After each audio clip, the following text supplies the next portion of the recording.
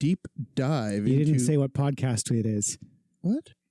You just said, hi, I'm Richard Bigley. I'm here with these people. You didn't say, welcome to Occulte Veritatis. Because obviously everyone should know I would hope they would know who by Richard now. Bigley is, right? I'm like a celebrity. Warning, this podcast contains violence, sexuality, gore, and other horrible and disturbing things. Listener discretion is advised. Also, the hosts of this venture are ignorant dipshits, so please do not take anything they say as fact. And enjoy the show. Now, are you sitting comfortably? Good. Then we'll begin. Today we had 15 homicides and 63 violent crimes, as if that's the way it's supposed to be. It is our basic human right to be fucked up. A second plane now has crashed into the other tower of the World Trade Center. Putting chemicals in the water that turn the friggin' frogs gay. The defendant shall be incarcerated for the rest of her natural life with no possibility of parole. You are not machines. You are not cattle. You are men. We were somewhere around Barstow, on the edge of the desert, when the drugs began to take hold.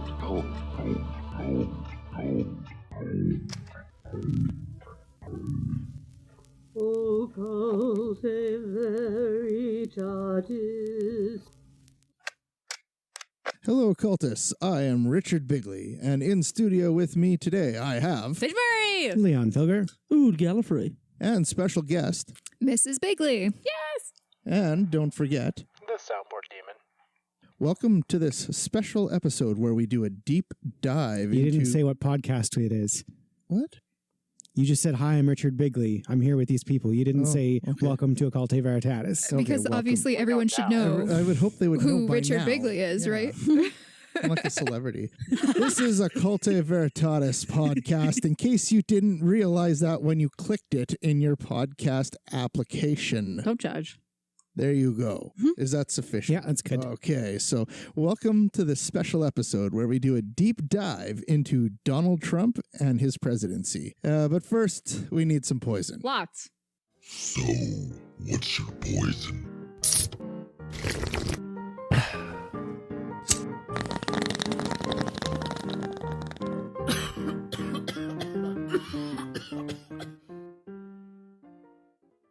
$50-50 Strongbow and Guinness. So take the Strongbow and pour half of a cup, and then add the Guinness. How many Strongbows are there? There are 8 Strongbows. Pass me a Strongbow. You have a beer. Yeah, I'm going to do both of them. I love Strongbow. I fucking love it. But I'll finish the rest of yours. But you wouldn't drink it with... I hate Guinness. Well, okay, you could try a sip of mine. Now, notice the serendipity of having bows and harps with the Guinness logo and the Strongbow. So is that what first brought these drinks together? Probably alcoholism was the first thing to bring these drinks together, knowing Ireland. Yeah, so the land of anything that's an Irish recipe just means add a shot of whiskey. It's seemingly not offensive. It's very inoffensive. Try this, Leon. I think that even you will not hate it. We're professionals. I don't hate it, but it's not as good as Strongbow on its own.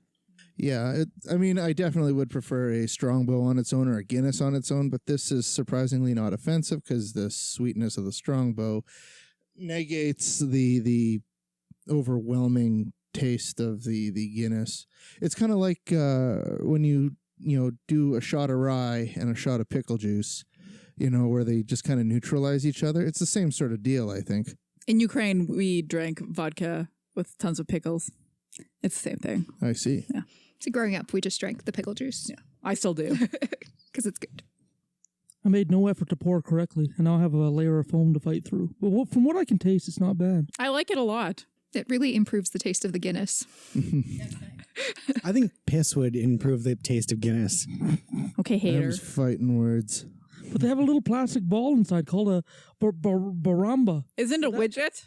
Yeah, it's called a baramba. They have a widget in there so that it it's not a locks baramba. itself in when you pour out of the can, so that it's like coming out of a draft spout. Yeah, it's a widget, yeah, not a baramba. It's not called a baramba. I was bullshitting you people. I'm sorry.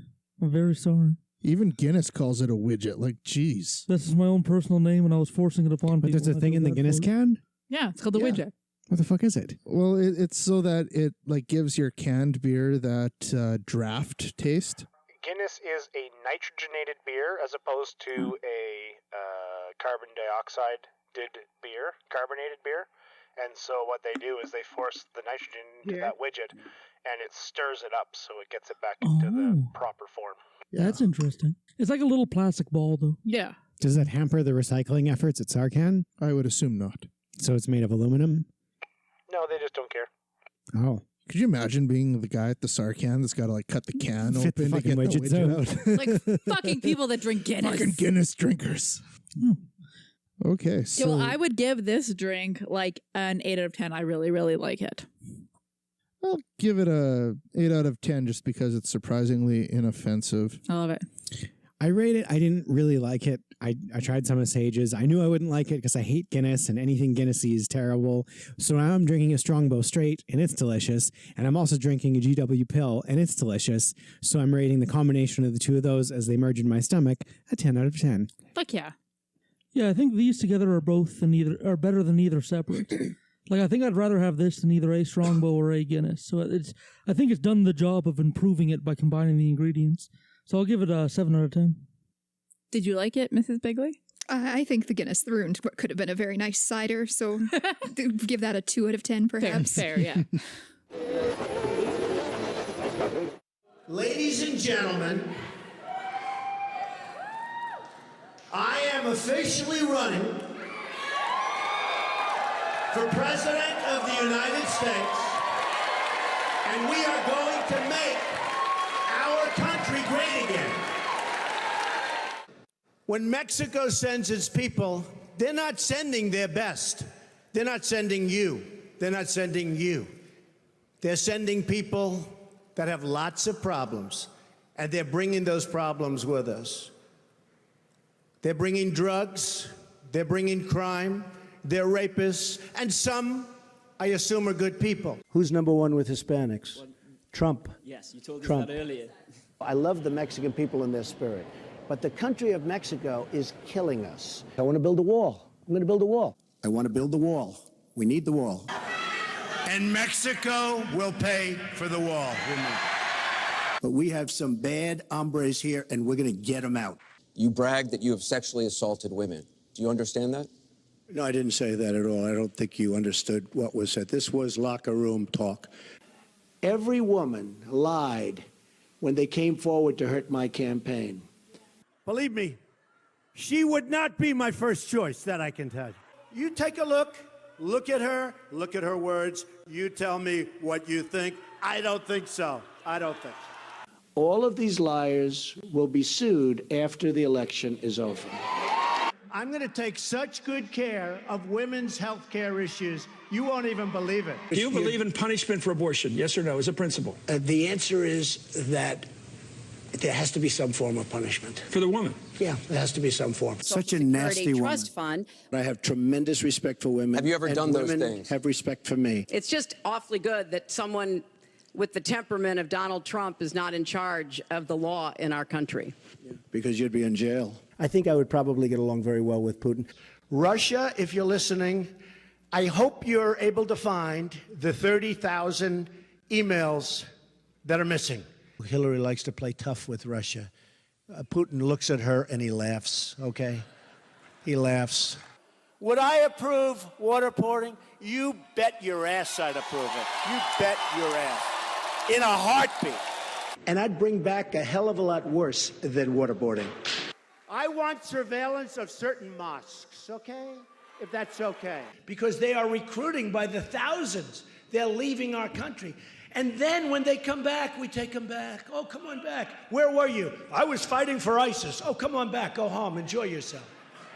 I will absolutely take database on the people coming in from Syria if we can't stop it, but we're going to.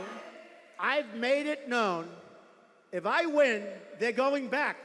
I thought I heard a little voice over there. Get him out. Take him out. Get him out of here. Oh, throw him the hell out of here. Am I allowed to rip that whistle out of the mouth? I'd rip that. Go home to mommy. I love the old days. You know what they used to do to guys like that when they were in a place like this? They'd be carried out on a stretcher, folks. They say, I have the most loyal people. Did you ever see that? Where I could stand in the middle of Fifth Avenue and shoot somebody and I wouldn't lose any voters, okay? It's like incredible. That's a famous Mussolini quote. You retweeted it. Do you like the quote? Did you know it was Mussolini? It's okay to know it's Mussolini. Look, Mussolini was Mussolini. It's okay to. It's a very good quote. It's a very interesting quote. I mean, I'm just talking about David Duke and the Ku Klux Klan here, but. I don't know. Honestly, I don't know David Duke. I don't believe I've ever met him. I'm pretty sure I didn't meet him, and I just don't know anything about him. Written by a nice reporter. Now the poor guy, you got to see this guy. Oh, I don't know what I said. I don't remember. He's going like, I don't remember. Oh, maybe that's what I said. It's a rigged system. The system is totally rigged and broken. This system is rigged. We're competing in a rigged election. This is a rigged election. That you will absolutely accept the result of this election. I will look at it at the time. I'm not looking at anything now. I'll look at it at the time. Are you saying you're not prepared now to commit what to I'm that saying principle? is that I will tell you at the time. I'll keep you in suspense. I'll totally accept the results of this great and historic presidential election if I win. Don't forget, John is great, and she is a great gentleman. He's now president for life.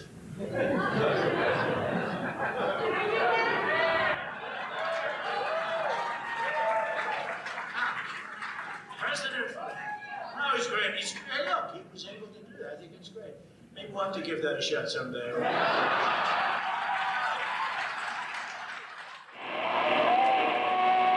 On June 14th, 1946, Donald Trump is born to Fred Trump and Marianne McLeod. Now, for some context here, Fred Trump built one of New York's first supermarkets called Trump Market, which he sold 6 months after opening.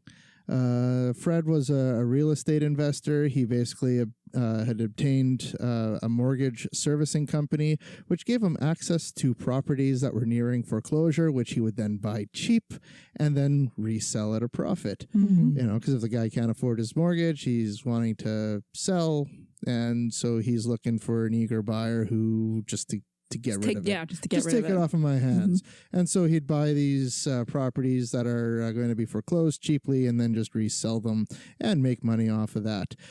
So basically, in doing that, he would become known as one of New York's most successful businessmen. Woody Guthrie, who was a folk singer, wrote a song about him in 1954 called Old Man Trump. As one of Trump's tenants, Guthrie sings about how racial hate is being stirred up by his landlord, Fred Trump. Are we allowed to play that song? Probably. Yep. Fuck yeah, Pallet Cleanser. Name it one more time for me. Old Man Trump. Guthrie didn't record it, but other people have. Mm-hmm. So you would not find a Guthrie recording of this song for whatever, if we're doing a Pallet Cleanser or whatever, it would have to be from somebody else performing it. So he just wrote it, but other people recorded it. Other people performed it and recorded it. Guthrie has never recorded it. I suppose old man Trump knows just how much racial hate he stirred in the blood pot of all those human hearts when he drawed that color line down here at his Beach Haven Family Project. And so anyway, Fred Trump's wife, Marianne McLeod, immigrated from Scotland in 1930, which she was generally basically tasked with looking after the children, but did help out Fred's real estate business, emptying the coins out of the coin-op laundry machines and that sort of thing out of their apartments. And looking identical to Donald. Donald Trump was basically born and raised in Queens in New York City. He was enrolled in the New York Military Academy when he was 13, and after this he went to Fordham University, and after 2 years then went to the Wharton School out of the University of Pennsylvania. In 1968, he graduated with a Bachelor of Economics. He did not make the school honor roll. There was some talk that he did, but he did not. And in February 2019, there was a New York Times article which reported that Trump's lawyer had threatened the two schools he attended if they were to ever release his academic records, they would be under a legal battle. So who the fuck cares? Weird. Yeah. Weirdly defensive. Yeah. So it's kind of interesting. It's like, well, you can't release his academic records or we'll sue you. Yeah. And it's fucked. this kind of acts as a deterrent. But yet show us all your birth certificate. He never did want to admit any kind of fault, whether real or not. He just never wanted to confront anything. And then in 1972, Trump was disqualified from military service when he failed a medical exam. The report doesn't provide much detail on the matter, as when the draft ended in 1973, the Selective Service destroyed all medical records. So this was a change from a previous, which is when a bone starts to grow new bone on its surface. And basically during a campaign stop in Iowa, he was questioned about his bone spurs and he couldn't remember which foot it was. Oh, so seems like something you'd remember. Yeah, he was certified for unrestricted service, and then a few years later he took a medical, and then was no longer certified for unrestricted service due to bone spurs, to which he doesn't recall which foot. Yeah, I guess. Yeah, sus. Mad sus. You were not able to serve in Vietnam because of a bone spur condition in your feet. Do you wish you'd been able to serve? Would you like to have served your country? Well, I was never a fan of that war, I'll be honest with you. I thought it was a terrible war. I thought it was very far away. Nobody ever, you're talking about Vietnam, and at that time, nobody ever heard of the country. Would you like to have served generally, perhaps in another... I would not have minded that at all. I would have been honored, but I think I make up for it right now. Look, $700 billion I gave last year, and then this year $716 billion. And I think I'm making up for it rapidly because we're rebuilding our military at a level that it's never seen. So Trump started working after graduating for his father's company. It was called Trump Management. And then he became the president of the company in 1971, and he renamed it to Trump Organization. In 1973, the U.S. government brought a lawsuit against him. The lawsuit contended that the Trump Organization would not rent or negotiate rentals, quote, because of race and color. What? A New York Times article from October 1973 reported that the government, quote, also charged that the company had required different rental terms and conditions because of race and that it had misrepresented to blacks that apartments were not available. It's fucked up. Is Donald Trump a racist? It's a ridiculously provocative question, to be sure, but New York Times columnist Nick Kristof took it on, raises the question in a new op-ed, and we have him with us right now from New York. Nick, thanks for doing this. Tell us why you took on this question. You know the heat even the suggestion brings among his supporters. What were you going for, and where'd you come out on it? Well, I mean, first of all, I do think that racist is a loaded word. I think we should be really careful about simply tossing it around in a political season. So I wanted to go back and look at the evidence. And so I looked back over 45 years. And, I mean, frankly, it's pretty devastating. I started in the 1970s when the Nixon White House, which was not a famous champion of civil rights exactly, sued the Trump Organization, of which Donald was then the president, for systematically denying blacks access to the apartments that the Trump Organization owned. You wade through more than 1,000 pages from this lawsuit, and it repeatedly shows that a white tester would go to a Trump apartment and be shown several apartments immediately available. A black person, as a tester, would go and be told that nothing was available. Trump employees said that applications for apartments by black people were coded, C for colored, so that the central office would know to deny them. Nicholas, so that was in the 70s. I mean, so you went back and looked at these reams and reams of documentation and showed that there was discrimination being practiced at the Trump real estate organization then. That was the 70s. Then what did you find in the 80s and the 90s? So, I mean, essentially this pattern continues. Trump moves into the casino business. A former Trump casino worker who was black says that when Donald Trump visited the casino in Atlantic City, the blacks would all be taken off the floor and herded into a back room. The former president of the Trump casino in Atlantic City wrote a 1991 book in which he talked about Donald Trump trying to get him to fire a black accountant, saying he doesn't want blacks to count his money, saying that blacks are lazy, quoting... Yeah, I mean, Nick, the account has been out there. He's referring to a story where supposedly Trump had said, I only want certain types of people counting my money, not a black guy. But, you know, as you know, Nick, what's the counter? The counter is very hard to pin down. That guy never came forward. And when you get to people close around Trump and who've known him, they say he isn't a racist and that you're talking about things that an organization did. Many organizations do them. Doesn't make them right, but doesn't make him a racist. Your take. You know, in any one incident, I think there is ambiguity. But where you have a pattern for 45 years in the real estate business, in the real estate company that Trump headed, then in the casinos, then more recently, you know, we have Trump this year twice retweeting a tweet from white genocide with a photo of the founder of the American Nazi Party.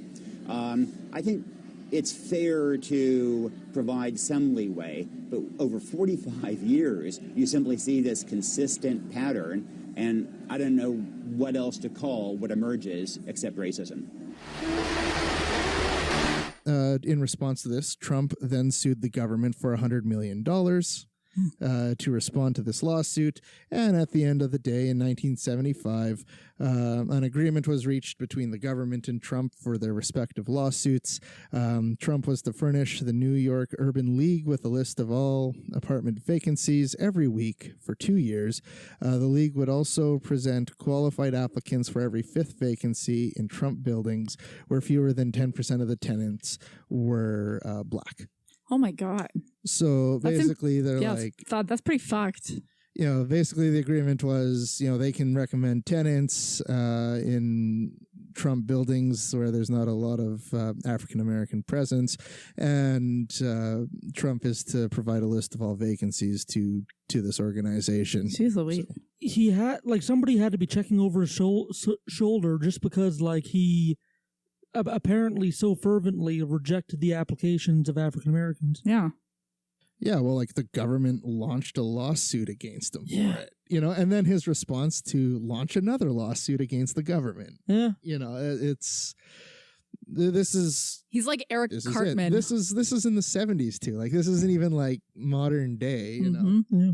In 1978, the company broke out of the middle-class rental market and renovated the old Commodore Hotel in Manhattan.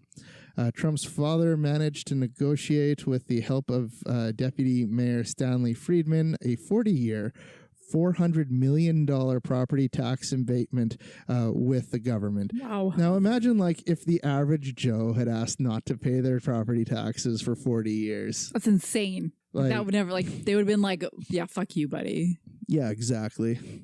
Other Manhattan developments included the Plaza Hotel in 1988, which filed for bankruptcy a few years later in 1992, and of course Trump Tower. Well, it's that old adage, if you owe the bank $10,000 and the bank owns you, but if you owe the bank $100 million, you owe the bank. The bank can't be coming for demands and all that. You have way more leverage than they do. So capitalism bends to the demands of the rich. Well, exactly. In 1985, Trump bought Mar-a-Lago in Palm Beach, Florida, which is a 20-acre estate for $5 million. Trump would later claim it's 24 acres. That's kind of funny because it's he buys a 20-acre estate and tells everyone it's actually 24. It's just got to be a little bit bigger. Just for that little extra bit of clout. You know? Yeah. Like 20 acres isn't huge at all. Which speaks to some some insecurity on the inside. He feels like he has to exaggerate because what's actually real isn't good enough. Yeah. In 2019, he declared Mar-a-Lago his primary residence. The rest of the property was a private club, which charges annual dues and initiation fees. He and the town kind of got into a scrap when he raised an 80-foot flagpole, and the town bylaws said that the tallest the flagpole could be would be 42 feet. So he's always got to be bigger. Just a little, yeah, just He's got to pushing be the bigger, envelope. And so anyway, the fine for having a flagpole that didn't meet the regulations was a $250 a day fine. Wow. Trump had argued that this infringed on his freedom of speech and then sued the town for $25 million. Oh my God. So, yeah. Fucking cry about Trump's it. like, follow the city's like, follow the bylaws. And Trump says, I'm suing you. Yeah. And that's just sort of how he seems to deal with any sort of government, anytime like anyone government that tries to push back. Anytime anyone tells him no, he's like, "Well, I'm suing you. That's right. So the town and Trump again settled this. Basically, Trump agreed to just a 70-foot flagpole and to donate $100,000 to veterans charities. So that was the agreement reached over the flagpole. So he still got to have the tallest fucking flagpole. Despite regulations. It's like a fucking dick measuring contest. Funny that it had to be a dick-shaped object, too. Yeah. Exactly. Here to body shame. But. He also sued the town again in 2015 as a Palm Beach International Airport made moves to direct departing flights over Mar-a-Lago. However, after he got elected as president, he dropped the lawsuit because the Secret Service declared Mar-a-Lago a no-fly zone anyway. Oh, well, because that's where he lives. Cool, so. yeah. Maybe, what if that was his long game, hey? Yeah. Was he just didn't want the airport traffic, so he became president, so it was declared a no-fly zone. Yeah. Sounds like something he would do. He also established several casinos in Atlantic City, and in 1999, he started acquiring golf courses. Trump Organization had a number of side ventures, a bicycle race, Tour de Trump. Bicycle race? Yeah, Tour de Trump. Oh, my God. Is what it was called. There was also a line of furniture that he was selling called Trump Home. No. There was a Trump Shuttle, which was an airline, and a Trump University and Trump Steaks. Oh, I hate all that. So you're a former Trump University student. Do you believe that it was a fraud, as the Attorney General has said? Absolutely. No doubt in my mind. So just as the New York Attorney General has said, you believe that it was a fraud. There were several different packages. You want to talk more about that, about why? Yes. First of all, I signed up for the 3-day introductory seminar at $14.95, and we were told if by the end of the first day that we didn't want to stay for the 3 days, we could have our money refunded. I asked the instructor a lot of direct questions. They completely evaded answering them, so I started getting upset, feeling that this was not an actual learning seminar, but maybe just an upselling seminar. I tried to get my money back, and two other instructors were brought over and basically cornered me, telling me that I just didn't understand the material. I was confused. It's overwhelming. It's real estate. After all, I'm a newbie. If I just stay for 3 days, everything will become clear. So I had a very hard time from the get-go trying to get my money back. Okay, so $1,495 we're talking about, right? Okay. That was the initial seminar, That's not chump change. It's a pretty good chunk of money. So you eventually tried, as you said, to cancel your agreement and try to get your money back, and you fought it. How did that play out? Well, what happened after that is I didn't receive my money back from the first day seminar, and they had gotten all of our financial information in the first day of the seminar. They, under the guise of working with us to achieve our real estate goals, we were going to become part of the Trump family. We were going to be mentored for a year. That was the gold package, which was $35,000. I didn't sign up for it by the end of the 3 days. However, I was contacted continuously after the seminar. This is the one this is the gold package, which is $34,995, which is basically $35,000, as you said. What kind of people were signing up for that $35,000 package? There was a lot of seniors there that had lost money in the stock market, so they were working with trying to rebuild their retirement. There was some husband-wife teams. I partnered up with a soldier that had just returned. There was a couple veterans there from Iraq. He had gotten blown up in a tanker. He was on an honorable discharge, and he was trying to rebuild his life. How were they paying for this?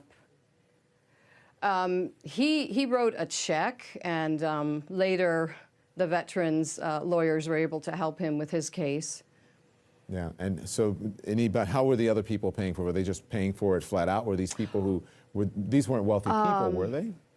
No, what they did was really pressure people. The mentors singled out the people that they saw from the financial statements had available credit lines, because we filled out our checking, our savings, our credit cards, and our credit limits and our balances. And so the second day of the seminar, the mentors that we were supposed to be working with actually took us outside of the room privately to help us work on our real estate goals, and basically had really pressured people into calling their credit card companies to up their credit limits so that they could pay for these seminars. In the 1980s, times were tough. Over 70 banks had lent Trump over $4 billion. In the 1990s, the Trump organization continued to incur many financial losses and corporate bankruptcies. So to combat this, they started to use the Trump name for branding.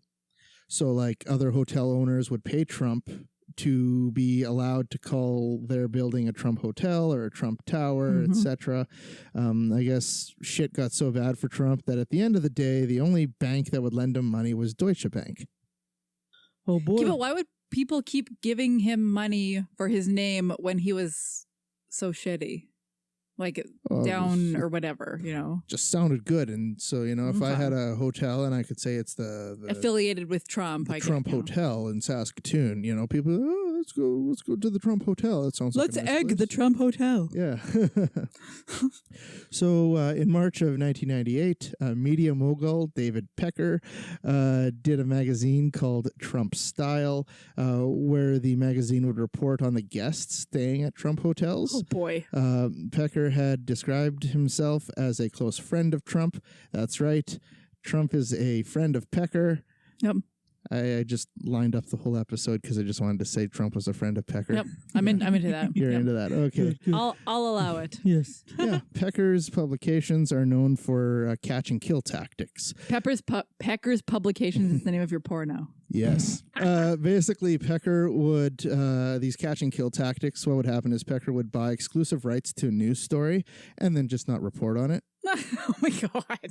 So the idea is that you would use this as a tactic to silence any sort of discourse around news stories. Testimony from Michael Cohen in 2019 speaks to these tactics to silence stories that could potentially damage Trump and his reputation. So based on the testimony from Mr. Cohen, it would appear that Mr. Pecker is sitting on a lot of interesting stories about Trump, which actually predate his election to president. So like even before his election, he had media covering for him. You know, somebody says, well, I've got this like scandalous story, and the news says, oh yeah, I'll buy that story, exclusive rights to the story for you, and then no one else can cover it. Get paid off, and then they just don't cover it, and it sits in a file drawer somewhere and is never reported on. It's fucking scandalous. I just want to point out David Pecker also owns Men's Fitness, Muscle and Fitness, Flex, Fit Pregnancy, Shape, and Star. I think he might have some image things going on. Fit pregnancy. Because in America, we want our babies to have abs. Didn't he also own the National Enquirer, David Pecker? I think he was also an owner of National Enquirer. He was also the publisher of National Enquirer, Sun, Weekly World News, and Globe. Those are all the regs. So like Bat Boy and whatever, the Weekly World News and their Bat Boy. Yeah, that's also Mr. Pecker. What was the whole deal with David Pecker and Donald Trump and Karen McDougal and protecting Trump in the closing months of this election? Pecker and Michael Cohen, who also know each other, are in Trump's office with Trump in August of 2015, and they're deciding, okay, how can Pecker help him? And so Pecker says, I can use the National Enquirer and my other tabloids to, run nice articles about you and attack your opponents, like Hillary Clinton has 6 months to live, and Ted Cruz's alleged affairs, his dad is involved in JFK.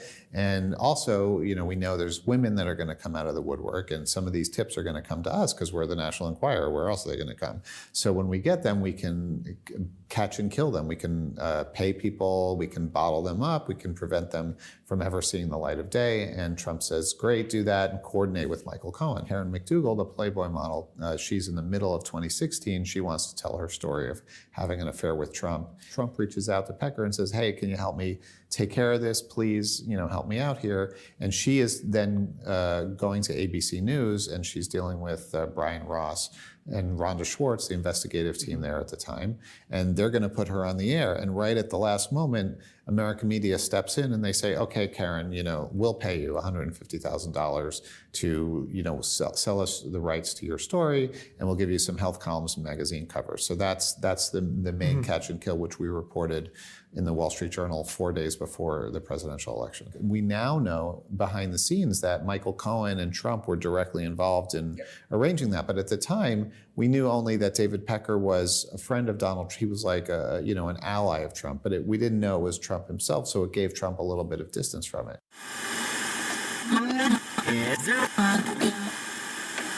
In 2009, Muammar Gaddafi, the Libyan dictator, was not J.R.R. Tolkien. Not J.R.R. Tolkien. And esteemed author of Lord of the Rings. Come on, guys. It's a Twitter joke. Fucking dude. It's an inside Twitter joke if you don't understand.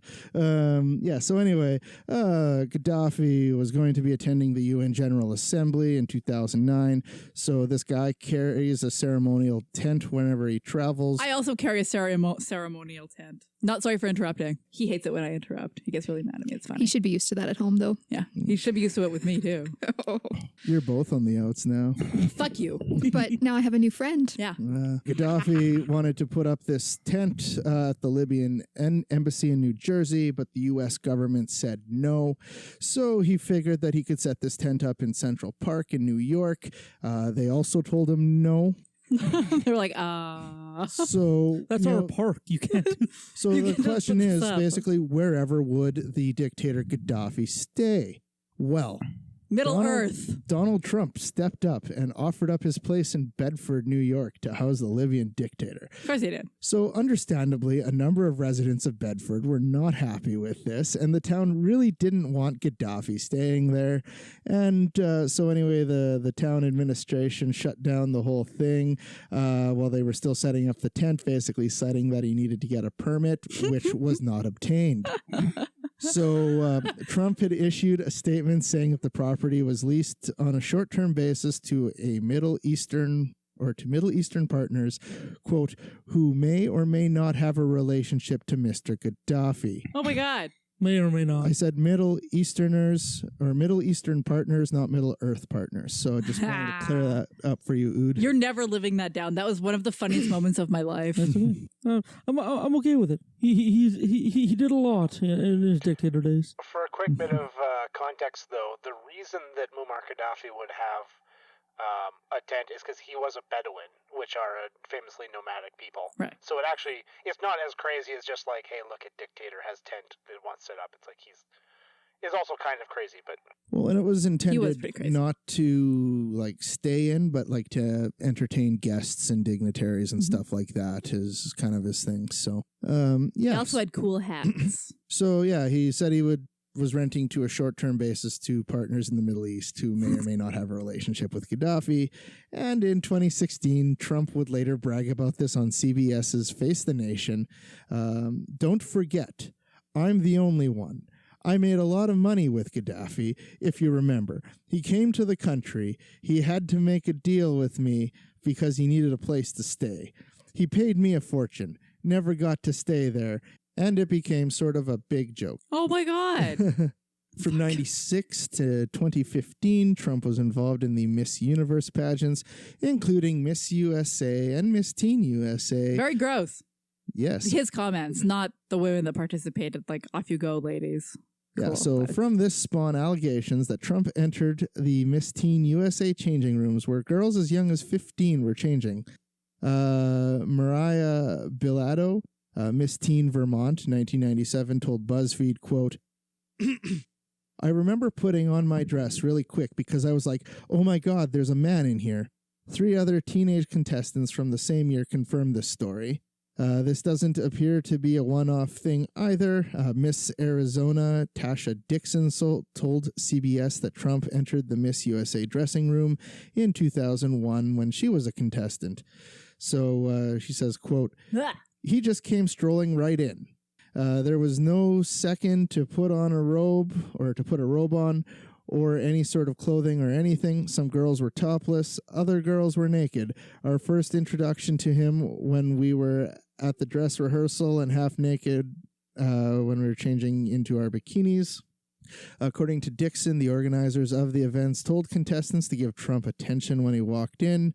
Quote, to have the owner come waltzing in when we're naked or half naked in a physically vulnerable position, and then to have the pressure of the people that worked for him telling us to go fawn all over him, go walk up to him and talk to him, get his attention.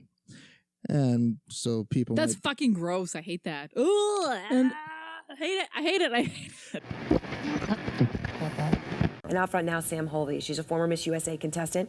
She says Donald Trump personally inspected each woman prior to the 2006 contest. So, Sam, look, you talked about this personal inspection, and you said it was the dirtiest you felt in your entire life. Tell me exactly what happened. What did he do? So we were at Trump Towers doing the media tour in New York City, and so he lined all 51 of us up, and I thought it was going to be, hi, how are you? Nice to meet you. That type of kind of meet and greet thing. It was not. It was him going down and one by one looking us over like we were pieces of meat, and he was trying to decide which piece of meat he wanted. And I was hoping that would be the end, that I wouldn't have to deal with him anymore. And so then on finals night, when I'm sitting in hair and makeup, getting ready in just my robe, and he comes walking backstage, and I'm so startled, like, what are you doing back here? We're a bunch of women getting ready for a beauty pageant that we've been working towards, Miss USA. Wearing a robe with nothing under it. Exactly. Like, why are you back here? And then I saw him walk into the dressing room, just like he has bragged about on Howard Stern, and the audio is out there for anybody and everybody to hear. He brags about this. I'll go backstage before a show. Yes. And everyone's getting dressed and ready. And I'm allowed to go in because I'm the owner of the pageant, and therefore I'm inspecting it. Is everyone okay? They're standing there with no clothes. Is everybody okay? And you see these incredible-looking women. And so I sort of get away with things like that. It's not that I'm accusing him. I'm simply verifying what he himself has said. So when you hear Sarah Sanders today coming out of the White House, right, highest-ranking woman there, saying this White House has empathy for women like you. Empathy? It's funny that they say they have empathy, but first they call us liars. So which one is it? And if I'm a liar, I'm just verifying what he said. Right, and I it's actually interesting you say that. She said there's eyewitnesses who back up his claims. As you point out, you're one of 51 people standing there. Exactly. They all for they like all saw decades. This happen. So they found this woman, Katie Blair. She told TMZ during a Miss Teen USA contest that she didn't see Trump come backstage. So they found one person who said he didn't. But as you point out, this is something he has admitted. It's so disgusting. How do you feel? It's just so disgusting that he brags about it, and people are coming at me saying, you're lying, you're lying. He's bragged about it. I mean, yeah, there's no question, right? No, he bragged about it, he's done it. And as you point out, Sarah Sanders has said that you're a liar, and these other 15 women are liars. She said it multiple times. Donald Trump has called you and others liars again and again during the campaign. Here he is. Every woman lied when they came forward to hurt my campaign. Total fabrication. The events never happened, never. All of these liars will be sued after the election. The stories are total fiction. They're 100% made up. They never happened. When you looked at that horrible woman last night, you said, I don't think so. I don't think so. She would not be my first choice, that I can tell you. Man. You don't know. That would not be my first choice.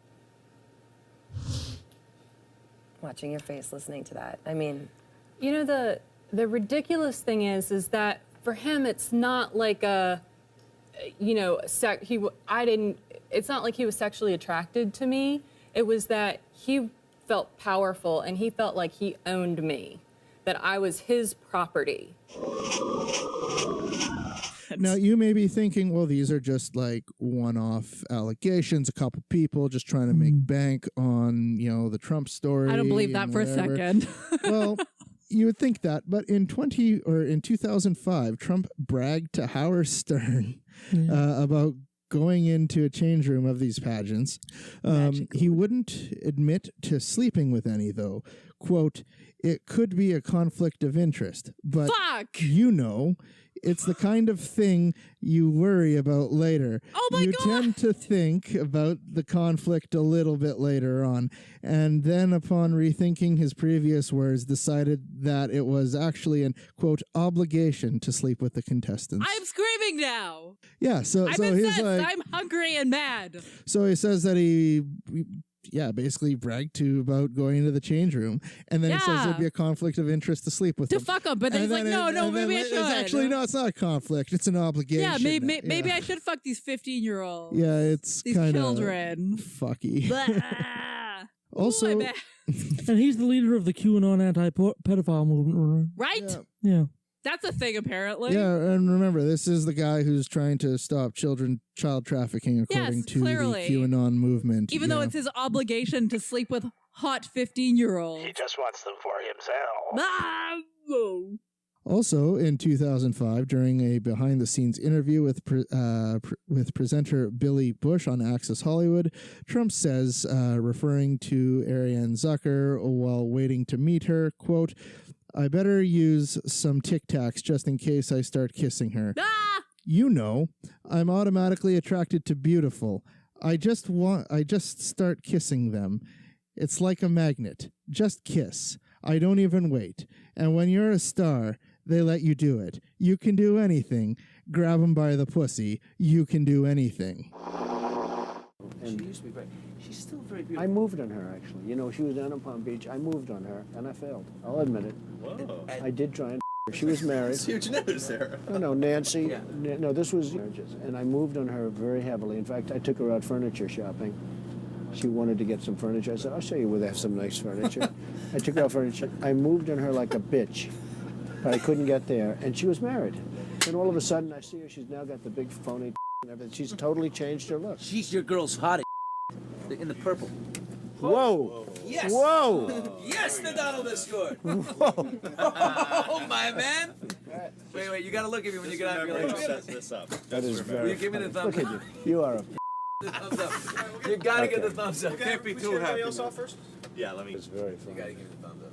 All right, you and I will walk down. Oh, my God. Maybe it's a different one. Better not be the publicist. No, it's her. Yeah, that's her, with the gold. I better use some Tic Tacs just in case I start kissing her. You know, I'm automatically attracted to beautiful. I just start kissing them. It's like a magnet. You just kiss. I don't even wait. And when you're a star, they let you do it. You can do anything. Whatever you want. Grab them by the you can do anything. What makes it even more horrifying is he has several allegations of people saying he did exactly that. The first time he meets them, he grabs them by the waist and shoves his tongue down their throat. He even did it fucking Ivanka. He grabbed her by the waist and then grabbed her by the ass. His own kid. Yeah, he telegraphs what he's about to do, and he has multiple allegations of people saying he did that exact same thing to me, and I was creeped the fuck out by it. And then he says, no, fake news. Yeah. Fake news. Lots of fake news. Are you saying that what you said on that bus 11 years ago, that you did not actually kiss women without consent or grope women without consent? I have great respect for women. Nobody has more respect for women than I do. So for the record, you're saying you never did that? I said things that, frankly, you hear these things, I said. And I was embarrassed by it, but I have tremendous respect for women. Have you ever and done those women things? have respect for me. And I will tell you, no, I have not. And I will tell you that I'm going to make our country... He just started grabbing me and trying to kiss me, and then I realized that he was putting his hand up my skirt. And I'm talking to my friend who I'm sitting to and across from on my left side. I'm very clear on this. This is the vivid part for me.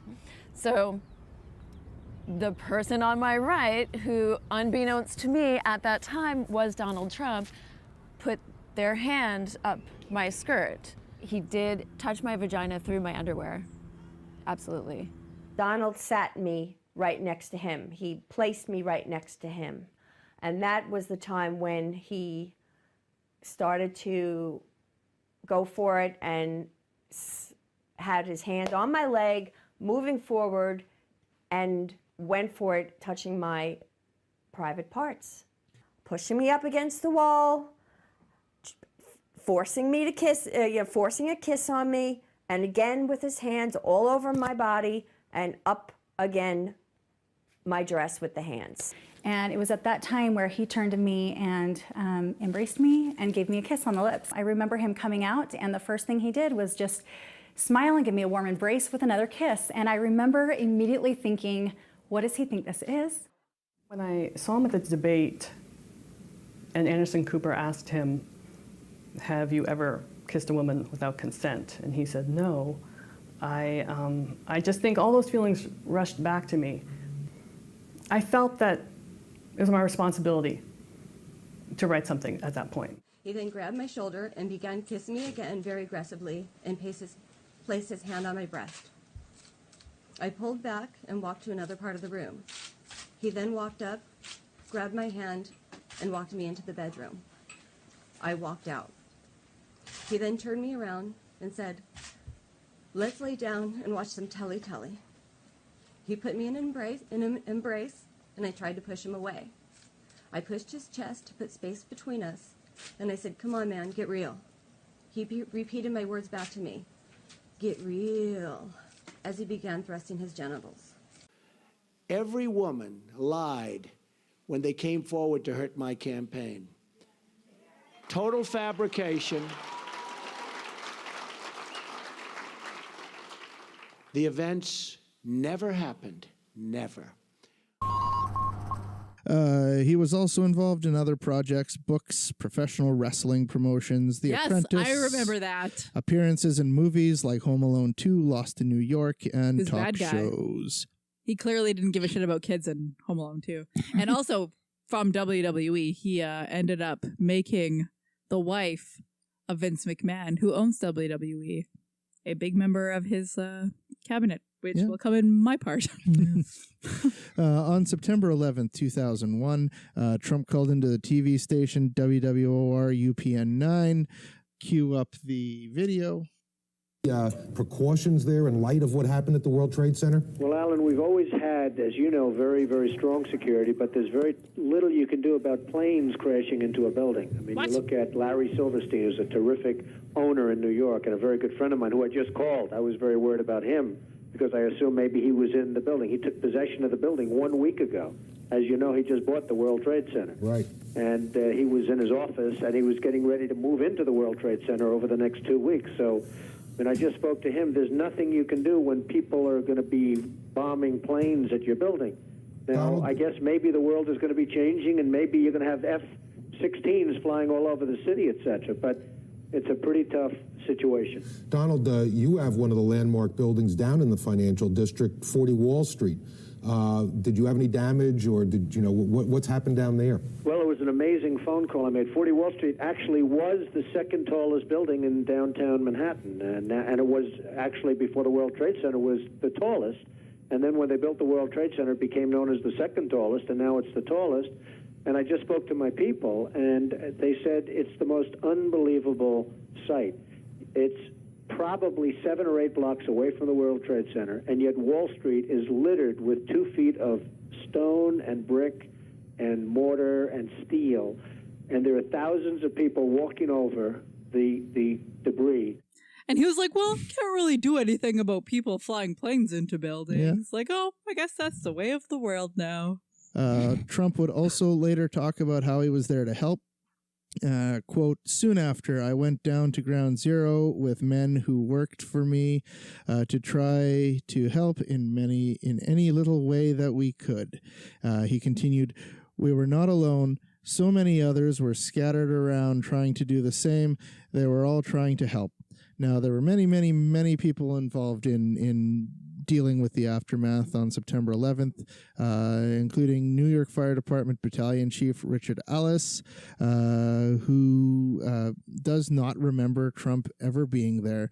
And he says, quote, he was a private citizen at the time. I don't know what kind of role he could have possibly played. Probably threw paper towel at them. So, yeah. Not like Steve Buscemi, who actually helped.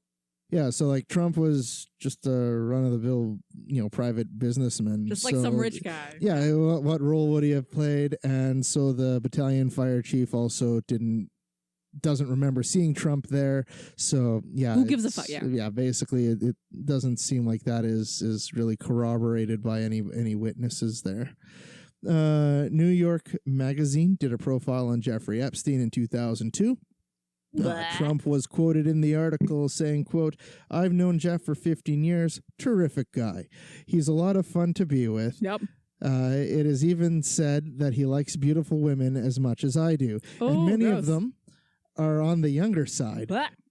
No doubt about it, Jeffrey enjoys his social life. Oh, my God. So, Jesus. This guy who'd hang around in 2002, hanging out with Jeffrey Epstein, is going to be taking down a global network of pedophile cabal, sort of thing according to QAnon. Was kind of part of the it was maybe obviously not substantiated, but probably allegedly he was allegedly part of a bunch of it goes along the line. If they care about the victimization of children as long as it's not connected to the guy they're following, and since the border camps are connected with Trump, and since Epstein's connected with Trump, suddenly they don't care about those children.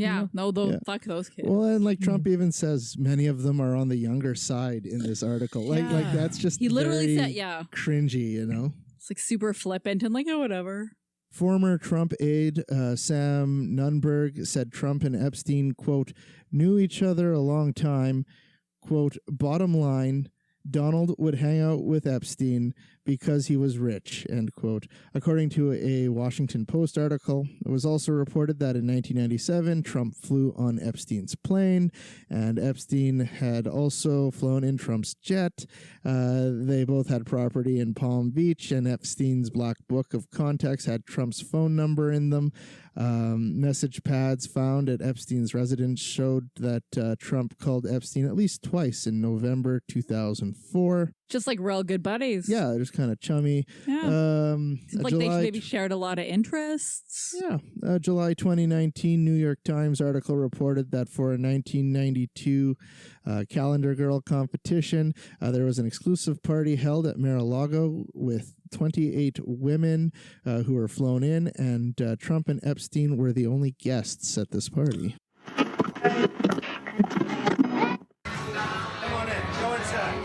An invitation into Donald Trump's world.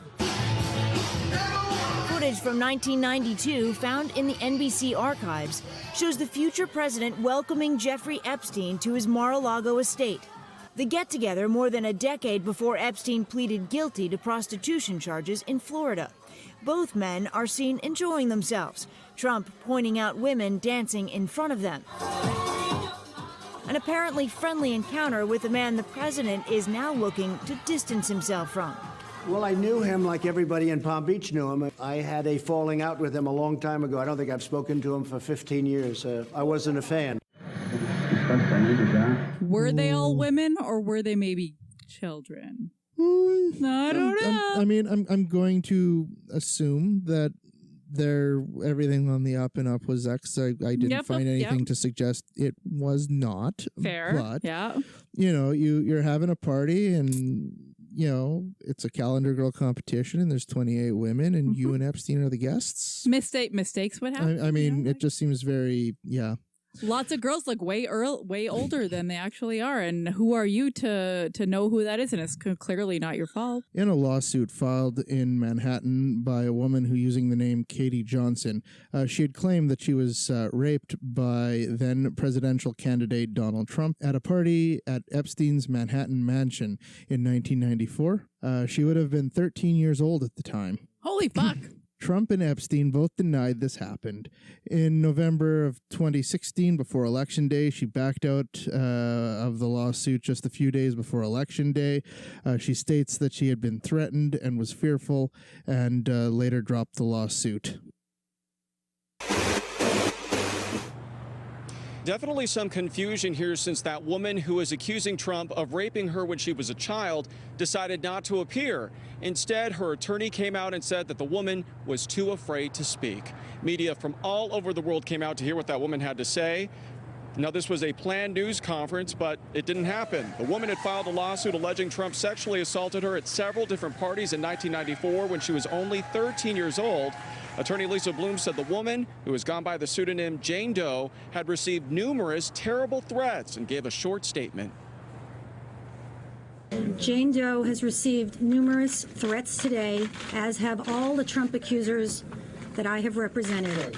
She is living in fear. She has decided that she is too afraid to show her face. She's been here all day, ready to do it, but unfortunately, she is in terrible fear. It was alleged that Trump was in Moscow in November of 2013, in which there was a, quote, P tape recorded. The allegations are that Trump participated in golden showers with sex workers in his hotel room, and, basically that's using urine in sexual activity. President Trump told FBI Director James Comey that he didn't stay in Russia overnight during his 2013 visit. However, NBC's news reports from the time state that Trump did spend at least one night in Moscow. But the claims of the tape have not been, I guess, verified. But I guess while we're all here, let's talk about politics. In 1987, Trump was a Republican. I was born then. Yes, I was too. And he had hinted at a run for president and basically ended up buying full-page ads in 3 major newspapers. A spokesperson from Trump said in 1997, quote, "There's absolutely no plan to run for mayor, governor, or United States senator. He will not comment about the presidency," end quote. And at the time, Mike Dunbar was running a draft Donald Trump campaign as well. In 1999, he joined the Reform Independence Party. He was toying again with the idea of running for president under this party. But when he'd done some polling, again, when he was stacked up against George Bush and Al Gore, Trump was only polling at 7%, so he dropped out. Fair. He then became a Democrat in 2001. And then he thought about the presidency again in the 2012 election, but decided not to run in May 2011. He announced that he wouldn't run. So Trump spent 8 years and 1 month as a Democrat. Jeb Bush's campaign tried to make political hay of this. In 2015, Bush said, quote, "He was a Democrat longer in the last decade than he was a Republican." Now, of course, the part about that is that the decade is ambiguous. So, like, did Bush mean that he, like, the last 10 years, so like 2005 to 2015, or did he mean the years 2001 to 2010?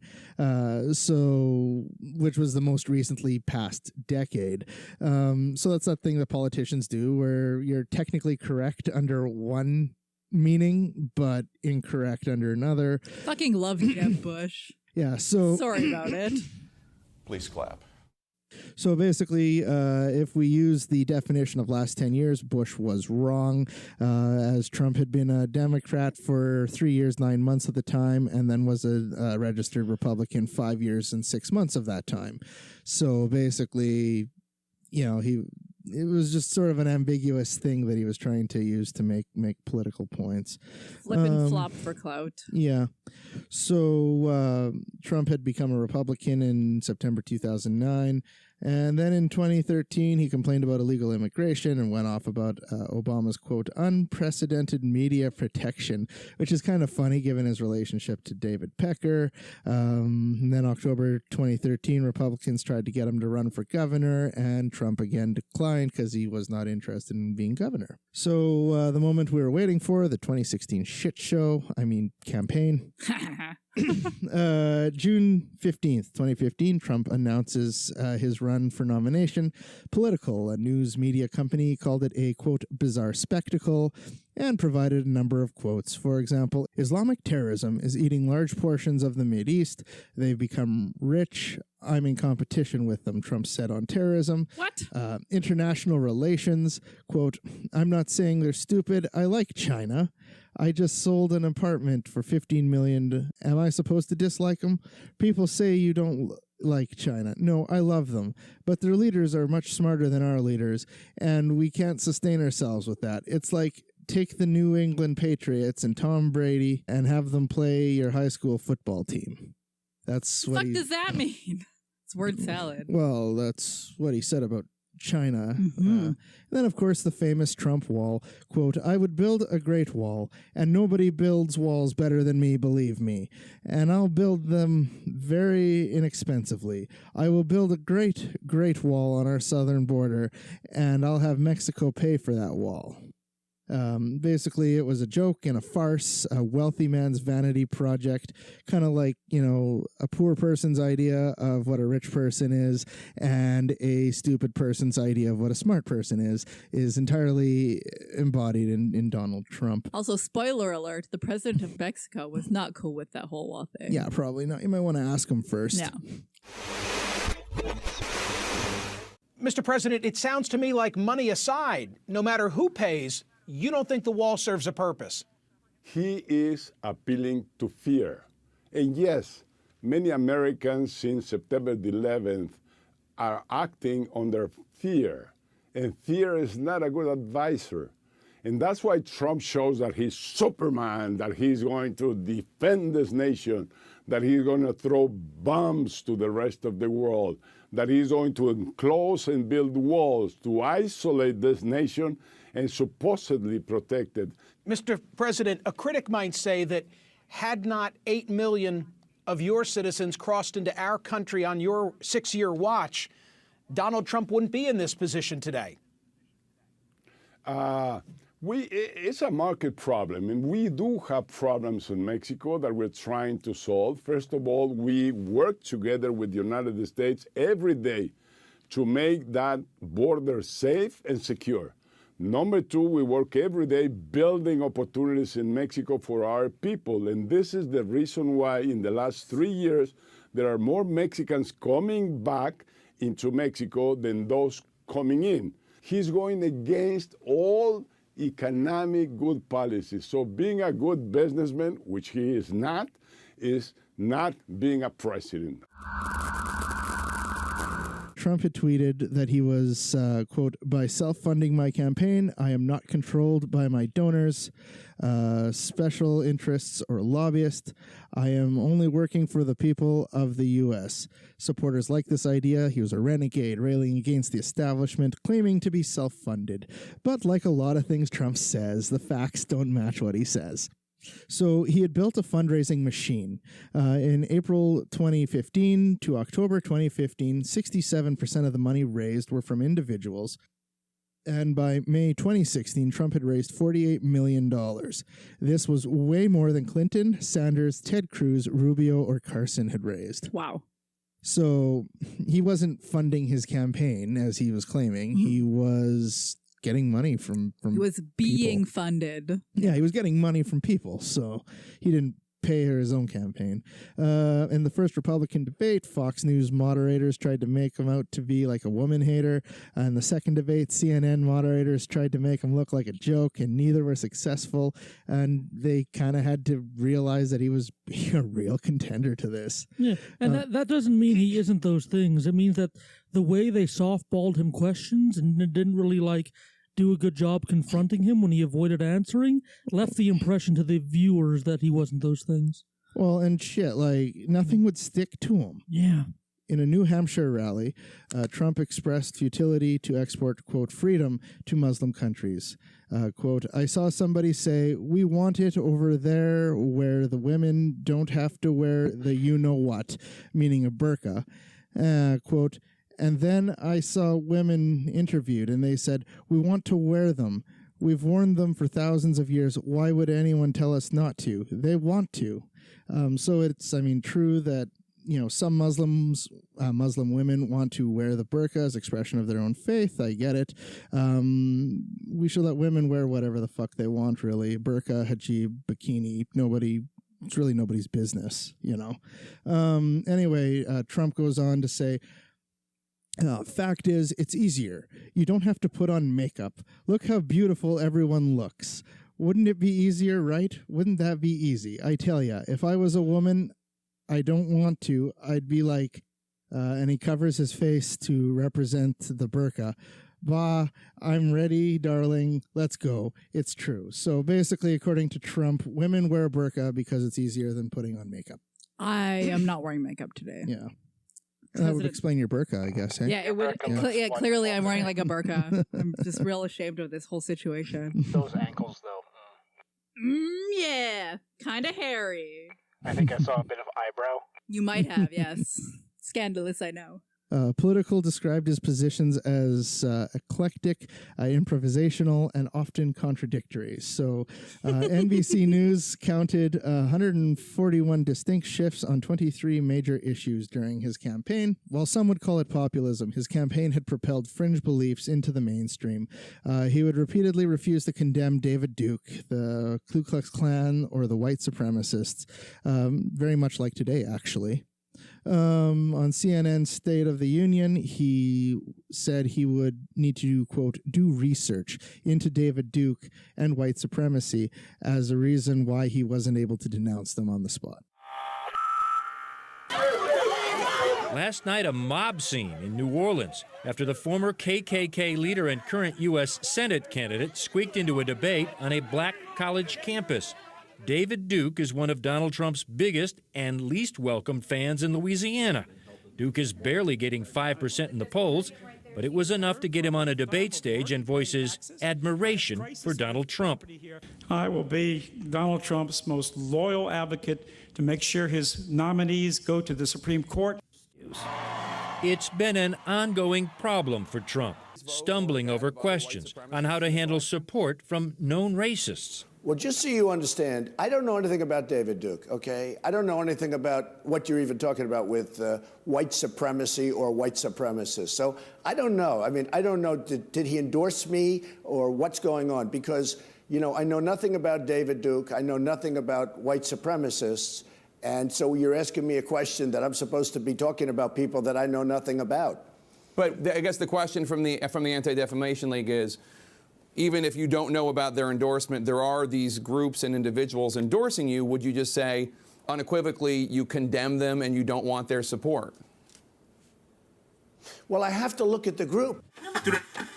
So he has to do more research on white supremacy to say whether it's a good or a bad idea. Yeah. Sounds reasonable. This is the man that's running for president, by the way. He needs to do more research on white supremacy. Exactly.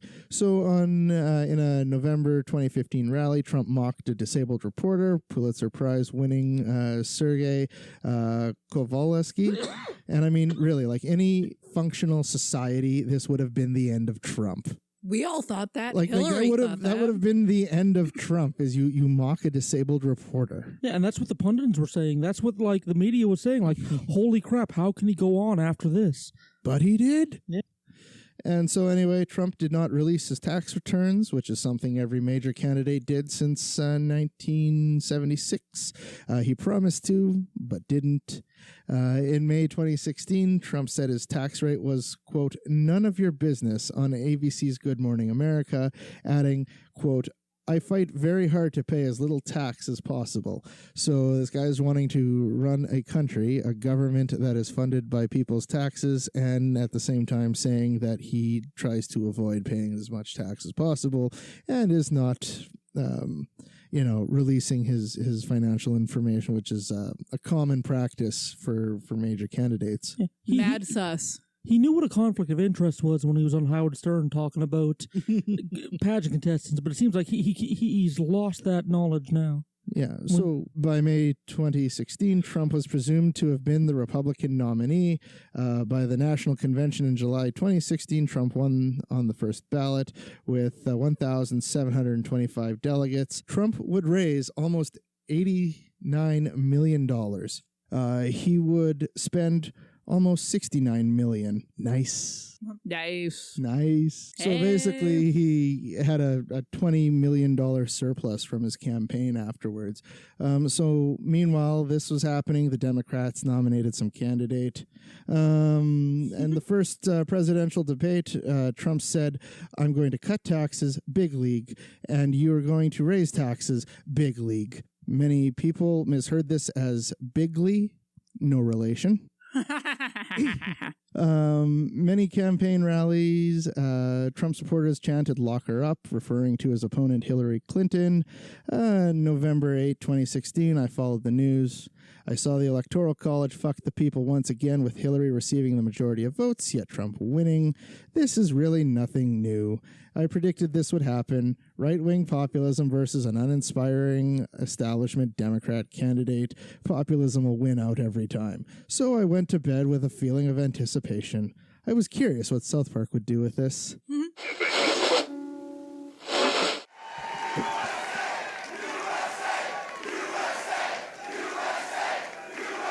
Thank you. Thank you very much, everybody. Sorry to keep you waiting. Complicated business. Complicated.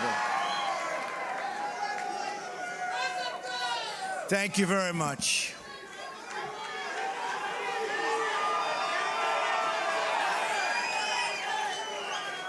I've just received a call from Secretary Clinton.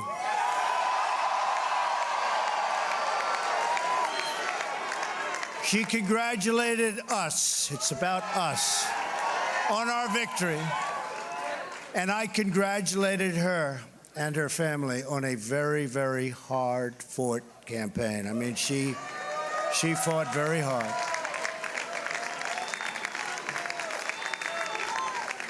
Hillary has worked very long and very hard over a long period of time, and we owe her a major debt of gratitude for her service to our country. I mean that very sincerely. Now it's time for America to bind the wounds of division. We have to get together. To all Republicans and Democrats and independents across this nation, I say it is time for us to come together as one united people. Time. Over the next 4 years, we will make America into the manufacturing superpower of the world. We will expand opportunity zones. Thank you, Tim Scott. Bring home our medical supply chains, and we will end our resilience for bad things. We will go right after China. We will not rely on them one bit. We're taking our business out of China. We are bringing it home. We want our business to come home. We will continue to reduce taxes and regulations at levels not seen before. We will create 10 million jobs in the next 10 months, and it'll be higher than that. We will hire more police, increase penalties for assaults on law enforcement, and surge federal prosecutors into high-crime communities.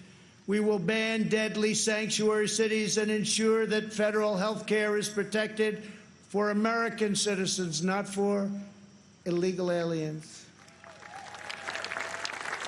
We will have strong borders, and I've said for years, without borders, we don't have a country. Don't have a country. Strike down terrorists who threaten our people, and keep America out of endless and costly foreign wars. We will appoint prosecutors, judges, justices who believe in enforcing the law, not enforcing their own political agenda, which is illegal. We will ensure equal justice for citizens of every race, religion, color, and creed. We will uphold your religious liberty and defend your Second Amendment right to keep and bear arms.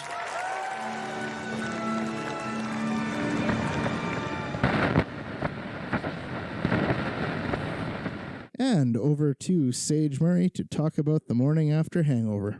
For Occulte Veritatis, I am Richard Bigley, and in studio today we have Sage Murray, Leon Filger, Ood Gallifrey, and our guest, Mrs. Bigley, and the soundboard demon. What I'm about to play you is the song that Richard Bigley mentioned in the episode, Old Man Trump, originally written by Woody Guthrie. In December 1950, Woody Guthrie signed a lease at Beach Haven, a Brooklyn apartment complex owned by Donald Trump's father, Fred Trump. Guthrie's hostile relationship with his landlord, Trump, prompted some of his most bitter songwriting. For Guthrie, Fred Trump embodied the bigotry of racist codes that allowed him to deny housing access to blacks by claiming no vacancy and inflating rents. And as we saw in Donald Trump's 1973 lawsuit, it seems like he carried on his father's legacy. So here is that very song, written originally by Woody Guthrie, but no recording of him singing it exists. So this version is performed by a band called the Vinegar Flies. You can find Vinegar Flies at Bandcamp of the same name, or on Facebook, or at vinegarflies.com. Check out some of their stuff.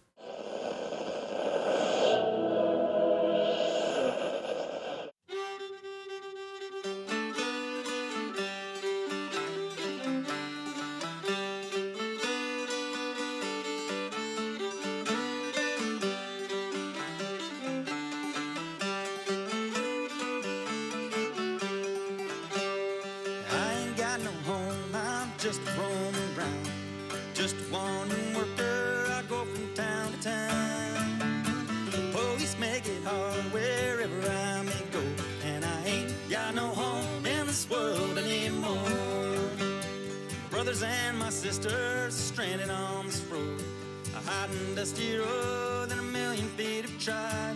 Rich man took my home and drove me from my door, and I ain't got no home in this world anymore.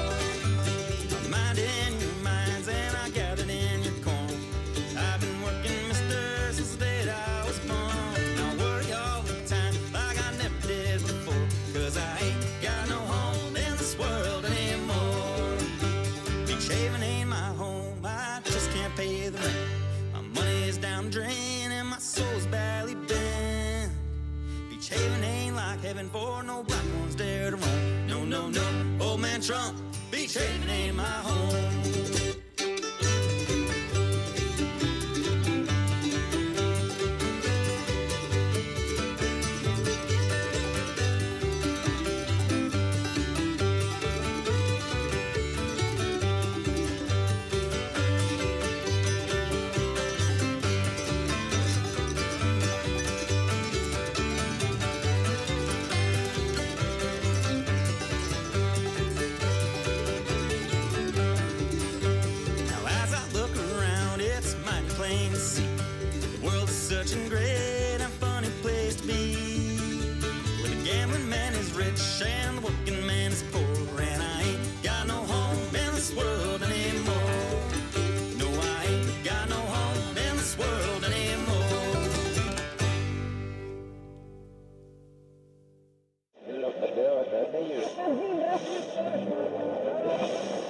Oh yes, Even in the after show, you won't be able to escape Trump.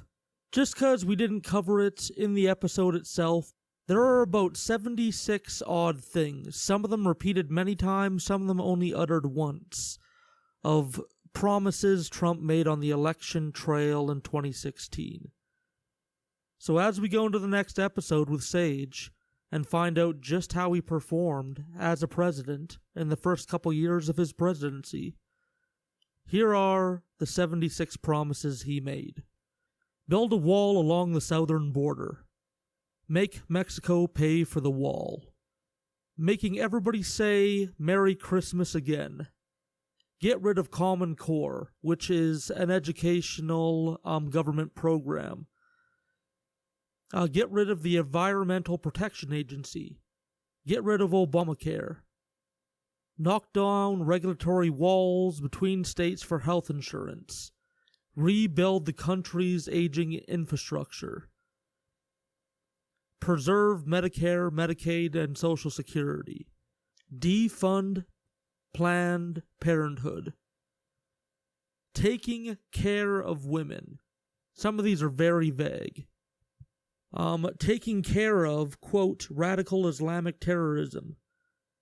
Temporarily banning most foreign Muslim countries from entering and immigrating to the United States. Bar Syrian refugees from entering the country. Heavily surveil mosques in the United States. Create a database of Syrian refugees. Never take a vacation while serving as president. Prosecute Hillary Clinton. Make medical marijuana widely available to patients that need it. Stop spending money on space exploration. Remember that he later on went on to found Space Force. Pick Supreme Court justices who are quote-unquote really great legal scholars. Ensure that Iowa continues to host the nation's first presidential nominating contest. Strengthen the military. Be unpredictable. Allow Russia to deal with Syria. Bomb the shit out of ISIS. That's a direct quote. Target and kill the relatives of terrorists. Shut down parts of the internet. Bring back waterboarding. Leave troops in Afghanistan because, quote, it's such a mess. Find an out of the deal made with Iran. Never having another presidential bicycle race. Refusing to call Iran's leader by his preferred title. Negotiate the release of all U.S. prisoners held in Iran. Oppose the killing of journalists. Finding great generals to lead the military. Dropping, quote, that dirty rotten traitor, Bo Bergdahl, out of an airplane into desolate Afghanistan without a parachute. File, quote, the corrupt and incompetent leaders of the U.S. Department of Veterans Affairs. Invest more heavily in programs to help veterans. Bring back jobs from China. Be the greatest jobs president that God has ever created. Promising students at Wofford College in South Carolina that all of them will have jobs upon graduation. Aggressively challenge China's power in the world. Buy the Chinese president a McDonald's hamburger and say we've got to get to work. Replace free trade with fair trade. Put billionaire hedge fund manager Carl Icahn in charge of trade negotiations with China and Japan. Tell Ford Motor Company's president that unless he cancels plans to build a massive plant in Mexico, the company will face a 35% tax on cars imported into the United States. Force Nabisco to once again make Oreos in the United States. Impose new taxes on many imports into the country. Grow the nation's economy by 6%. Reduce the $18 trillion national debt. Cut the budget by 20% by simply negotiating. Get rid of the Dodd-Frank Wall Street Reform and Consumer Protection Act.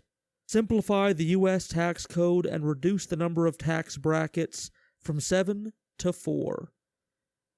No longer charge income tax to single individuals earning less than $25,000 per year. Ensure that Americans can, quote-unquote, still afford to golf. Allow corporations a one-time window to transfer money being held overseas. Get rid of most corporate tax loopholes or incentives. He says on his first day of office he would get rid of gun-free zones at military bases and in schools. He wants to, quote, use common sense to fix the mental health system and prevent mass shootings. He wants to impose a minimum sentence of 5 years in federal prison for any violent felon who commits a crime using a gun. He wants to fix the background check system when purchasing guns. He wants to allow carry concealed permits to be recognized in all 50 states. He signed an executive order calling for the death penalty of anyone found guilty of killing a police officer. He wanted to provide more funding for police training. He wanted to provide more funding for drug treatment. He wanted to terminate President Obama's executive orders in relation to immigration. He wanted to deport 11 million immigrants illegally living in the United States. He wanted to triple the number of U.S. immigration and custom enforcement officers. He wanted to continue to allow people to pay foreign workers to come into the United States to work, because Trump says they are the only ones who would want to even pick grapes. He wants to end birthright citizenship, and he wants to say things that are politically incorrect. I mean, we've all been living through this. You all know how many of these promises he actually kept, and how many of these promises he seemed to turn right around on. The man is all talk, willing to say whatever he needs to get in. And next episode, we'll find out just what he does with his first couple years in office. Tune in. Stay safe. Stay vigilant. From Occulte Veritatis, I'm Oud Gallifrey.